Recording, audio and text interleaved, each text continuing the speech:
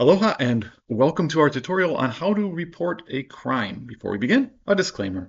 Please note, we and our affiliates are not law enforcement, legal professionals, or certified experts in criminal procedure. This video is for general informational purposes only. You are responsible for how you use this information. We assume no liability for any actions taken based on this video. When in doubt, consult directly with law enforcement or legal counsel. With that out of the way, um, if you've ever tried to report a crime, you know that it can be very time consuming, it can be very exhausting, especially if it's your first time of reporting a crime or if you don't have a whole lot of experience with it, which is a good thing. But unfortunately, we do have a lot of experience with reporting crime over the years, and we've learned some things. So, first of all, if you are experiencing an emergency or a crime in progress, call 911 immediately, of course. If the incident has already passed, however, and there's no immediate danger, the most efficient approach in our experience is to actually prepare everything beforehand, before contacting HPD. That way we don't waste anybody's time. HPD doesn't have to keep coming back and forth, and we don't have to meet up again and again with them. Instead, what we'll do in our method is we gather all the evidence at first, and then we fill out all the required police forms at first, and then we submit everything all at once. And here's how we're going to do that. First of all, what we want to do is step one, we're going to create a new folder on our computer. And we'll name it something that is like a unique ID that's easy to keep organized and easy to track. So let's say, for example, it happened on July 15th. I'll put 2025 07/15, and let's say it happened at 4:31 p.m. So we'll just use military time because it's a little bit easier to organize. And we'll put the location on there. Let's say it's whatever street location. And then finally, we'll put a police report number on there as just as a placeholder. We can change this once we receive the actual police report number. And that's it. Then we'll enter the folder here and move on to the next step, step two, which is downloading the evidence. So we're going to download the digital evidence, the video, the images, the audio. You can download from your phone or your camera system, whatever you have, your NVR. We've already done that here just for the sake of time. So we've got a couple images of this suspicious dude, and then we've got 4 video channels, 4 video angles. And so we'll just drag them into that folder, save them there. And the next step is actually going to be the most lengthy of the whole process. Is step 3 is reviewing the footage and taking notes. So we're going to watch the video and we're going to take down the details, just the essential elements that we're going to be including in our report. So we've already watched the video, but let's say, for example, it's a theft incident, right? So we'll put the date that it happened, the time that it happened. We'll take a note of the location, the description of the suspect, of course. Then we'll put the timestamp for when the suspect entered the store, when he selected the items, what he selected, like a phone, for example, what the brand of that was, what the pre-tax value was, so like what the price tag says. Then we're going to put down when the suspect concealed the item or items and how. And then finally, we'll put down when the suspect exited the store. At the very bottom, you should also put the total value. So in this case, $348 plus $250, 2 phones for a total of $598. These specific details are important.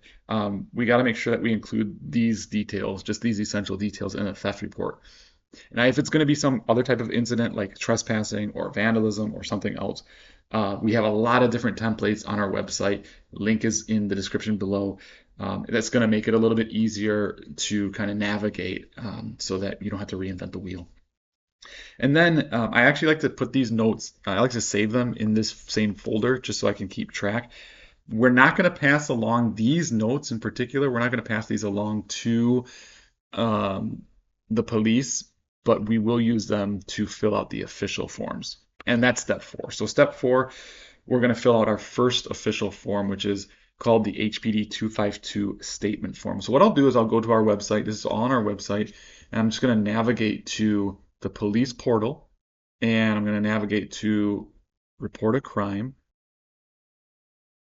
And then what I'm going to do is, and this is all here on the site as well, but we're just going to go all the way to the bottom to the HPD forms for reporting. You could start from a blank form if you want.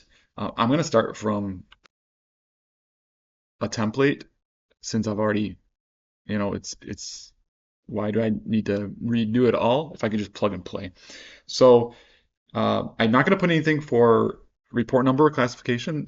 The police will fill that out. I'll just put the basic information here. Of course, that's pretty straightforward. And then we're going to put the statement, the description of what happened. And so we'll take these timestamps and these elements and these details and we'll just plug and play. So let's say, for example, it wasn't on July 15th. Maybe it happened on August 6th. So I'll just change that, right, to August 6th.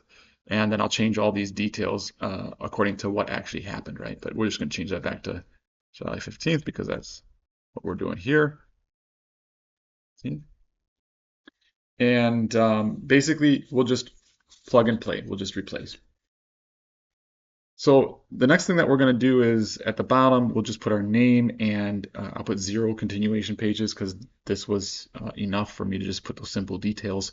And then I'm going to save that. So I'll download with my changes to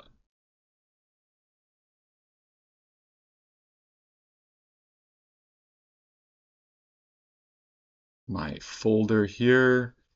And then I'm going to change the name. Instead of template theft, I'm going to call it by that same filler report number that we used before and save it. Step 5 is going to be very similar, super simple. We'll go to the template for HPD 458. We're going to fill out this description form. Could be suspect, could be the vehicle description, but we're going to fill this all out. We'll time and date it later. Police will put their police report number later, but we'll just tick the boxes that need to be checked here and fill out any of the blanks that need to be filled out, like description and such. So this is really straightforward. We already did that here. We'll just transfer that over to here. So then once we're done with that, do the same thing. We're just going to save that. Again, I'm going to use that same method for the name.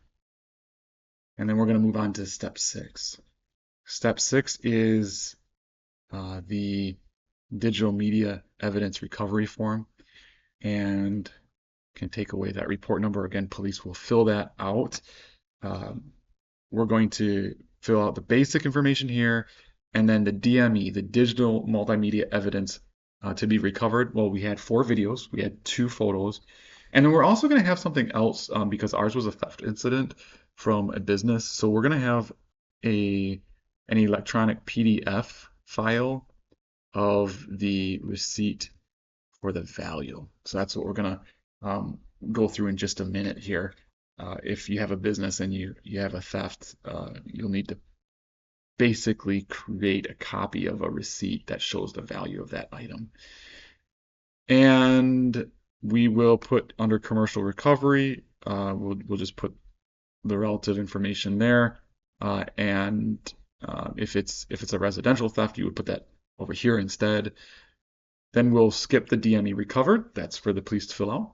And we'll just do the same thing down here, video, photos, and other, PDF receipt for value, like we did at the top. We're going to be using a USB flash drive to hand off to the police, so we'll click there. And then this needs to be changed. We had 4 video, if you'll remember, and we had 2 photos, and then we'll have 1 PDF receipt for the value of the item. We will download that. That's the last form, thank goodness, that we need to do. And we will save it as that same sort of format for the naming of it. Great, and save it to the folder. So now all that's saved in our folder, and we can see that right here. If we go over here, we can see those are added at the top there. For step 7, we are going to add a receipt for the value of the item because we are using the example of a theft at a retail store. So we've already done a kind of an example here, and we'll just drag that over to the folder.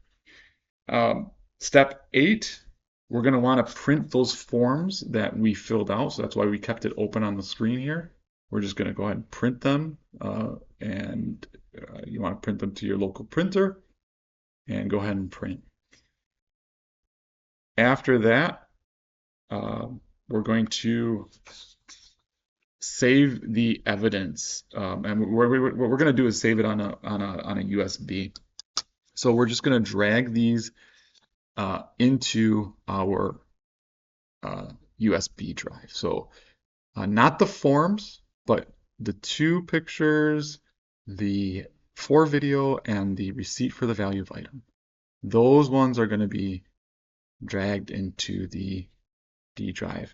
And in fact, what you could do is, in order to save these, you might, instead of dragging them, you might copy and paste them, because otherwise you no longer have a record of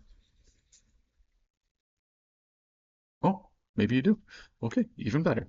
So we'll go back to where we just were, and we have that jump drive ready to go, and we will take that, and we're going to hand that off to the police.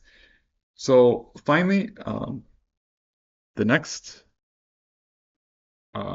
thing that we're going to do is we're going to call 911 actually. And I know it's kind of a surprise, but we actually call 911 and we're going to say police non-emergency. And when we do that, we'll wait to be transferred, hold the line, and then a police clerk will answer, and we'll tell them a few things: our name, the store, the location, and what crime we'd like to report. So for example, Jack Jones here, whatever general store on Ward Avenue, I'd like to make a shoplifting report.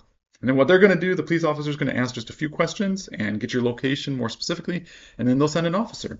You'll wait, not terribly long, typically like 15 to 40 minutes, somewhere in there, and you'll meet with the officer. That's step 11. That's our final step. So when the officer arrives, what we're going to do is we're going to hand them the 3 forms that we printed. So the HPD 252, 458, 503. We're going to also hand them the USB that we downloaded everything on.